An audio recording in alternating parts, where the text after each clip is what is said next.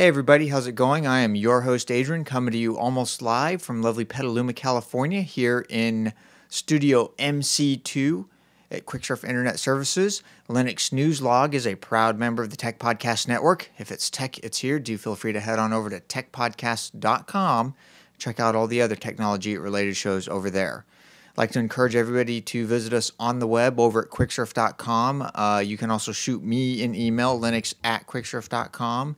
as well as check out the show notes and everything that you want to. If there's a story you want to read more about, you can find those in the show notes over on the website. So anyway, let's go ahead and get into the stories for this episode. Starting off over at eWeek, they have a great story here. Linux Foundation adds Antelink, Calxeda, and Reaktor as new members of the Linux and Open Source Foundation.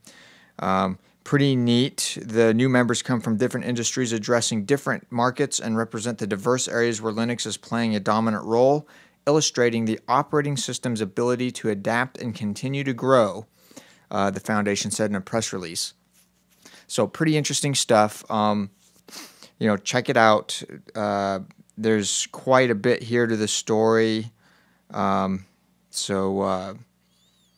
Pretty nice. From Ars Technica, in their Gears and Gadgets section, Android 4.0 has been ported to Raspberry Pi's $35 Linux computer. Now, we previously reported on the Raspberry Pi, really great little $35 basically, system on a tiny little board. It runs Linux. Well, Android is now ported to that. The Raspberry Pi Foundation has announced that its popular $35 Linux computer will soon be able to run Android 4. Google's mobile operating system is being ported to the device by Broadcom developer Naren Sankar.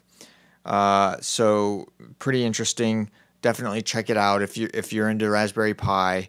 I know that sounds so strange. If you're into Raspberry Pi, check out Android running on Raspberry Pi. What can I say?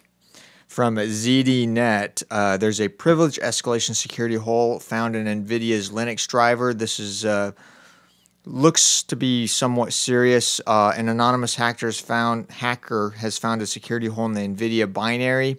He or she allegedly reported it to an Nvidia over a month ago and did not receive a reply, nor was the flaw ever patched.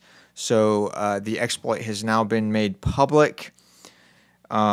Software engineer Dave Arley was sent details of the vulnerability after testing it out and discovering that it indeed works. He posted the exploit for everyone to see over at the mailing list. Full disclosure over at lists.grok.org.uk. So what this attack allows, essentially, is they can write to any part of the memory in the system by shifting the VGA window after attaining super user privileges. Yikes. Yikes. Double yikes. I don't know what to do about it. Nvidia, patch your stuff already. From hothardware.com, Adafruit announces its own Raspberry Pi Linux distro geared for better hackability. Adafruit's been around for quite a while. They do a lot of really cool stuff. They've developed their own distro called Occidentalis version 0.1, a plan Rubus Occidentalis, the Latin term for black raspberry, which is geared for optimum hackability. The Adafruit gang loves the Raspberry Pi, but felt that the latest distro from the latter lacked enough features. Instead of throwing the baby out with the bathwater, Adafruit took the good work done in Wheezy and built Occidentalis around it. So pretty neat. I like the play on words there. Black raspberry. That's pretty cool.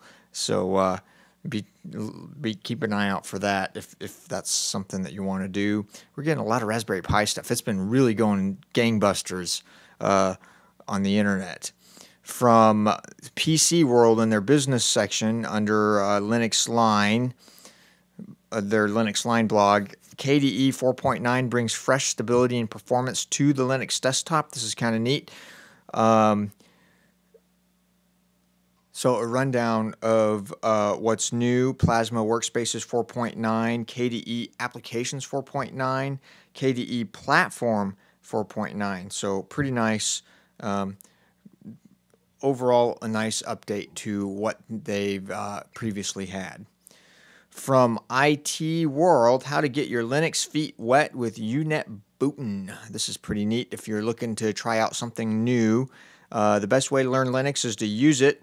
A good introductory book will help you, but you really won't learn Linux or become confident in your skills unless you park yourself in front of a Linux system and start typing and popping windows open, creating files, find your way around the desktop, etc., etc. We all know this is how you learn. And one of the easiest ways to start using Linux, even before you've committed hardware to it, is to run Linux in live mode. Live mode. We've all heard of this live mode. And one of the best ways to run in live mode is to build yourself a bootable USB drive using an excellent tool called UNetbootin. So this is a nice little rundown, tells you how to get up and running. It's a couple of pages, pretty simple and straightforward. Check it out. That will do it for this episode of Linux News Log. As always, everything we've talked about is linked up in the show notes. Just visit us online over at quicksurf.com and check out everything linked up.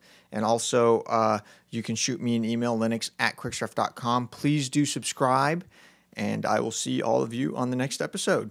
See you then. Bye.